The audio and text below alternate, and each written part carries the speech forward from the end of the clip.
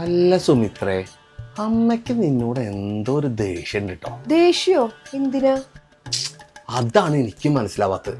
അമ്മ അച്ഛനോട് പറഞ്ഞു കേട്ടു, സുമിത്ര ഈ വീട്ടിൽ ഒരു പണി എടുക്കില്ല, ഫുൾ ടൈം കിടന്ന് ഉറക്കാണെന്ന്. അമ്മ അങ്ങനെ പറഞ്ഞോ? ഞാൻ ഈ വീട്ടിലെ പണി മുഴുവൻ എടുത്തിട്ട് അമ്മ എന്താ അങ്ങനെ പറഞ്ഞത്? അതൊന്നും എനിക്കറിയില്ല. വേണ്ട സമയത്ത് പ്രതികരിച്ച നിനക്ക് കൊള്ളാം.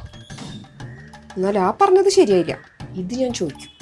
എന്നാലും എന്റെ അമ്മേ, ഈ സുമിത്ര എന്താ അമ്മേനെ പറ്റി ഇങ്ങനെയൊക്കെ പറയണേ? സുമിത്ര എന്നെ പറ്റിട്ട് എന്താ പറഞ്ഞത്? അമ്മ ഈ വീട്ടിലത്തെ പണിയൊക്കെ ചെയ്തിട്ട് എന്താ കാര്യം? സുമിത്ര പറയണത് അമ്മ ഒരു സഹായം ചെയ്യില്ല എന്നാ. ആഹാ, സുമിത്ര അങ്ങനെ പറഞ്ഞു? സുമിത്ര അങ്ങനെ പറഞ്ഞത്. സൂക്ഷിച്ച അമ്മയ്ക്ക് കൊള്ളാം. എനിക്കെല്ലാം മനസ്സിലാവുന്നുണ്ട്. ഈടായിട്ട് അമ്മയുടെ നാവ് തീരെ ശരിയല്ല. ആദ്യം പറഞ്ഞ നാവ് ശരിയൊക്കെ, എന്നിട്ട് എന്നോട് വർത്താനം പറഞ്ഞാൽ മതി. ഈ വീട്ടിലെ പണിയൊക്കെ ഞാൻ എടുക്കണത് പോരാ, എന്നെ കുറ്റം പറഞ്ഞെടുക്കാണല്ലേ? ആരാ ഈ വീട്ടിൽ കുറ്റം പറഞ്ഞെടുക്കണത്? ഞാനാ ഒട്ട് തിരക്കടില്ല. എന്ത് തിരക്കടില്ല? എന്നെ പോലെ ഒരു മരുമോട് വന്നില്ലായിരുന്നെങ്കിലേ കാണായിരുന്നു. എന്നെ കൊണ്ട് കൂടുതൽ പറയിപ്പിക്കണ്ട. നീ വലിയ വർത്താനം ഒന്നും പറയണ്ട, നാണക്ക് ഞാൻ വച്ചിട്ടുണ്ട്. എന്നാലുണ്ട് രമേശ, ഞാനെല്ലാം കണ്ടു. നീ എന്തിനാ ഈ നല്ല രീതിയിൽ പോലെ അമ്മായിയമ്മേനും മരുവളി തെറ്റിക്കണത്? അച്ഛനിത് പറഞ്ഞാ മതി. അനുഭവിക്കണതേ ഈ രമേശനാ.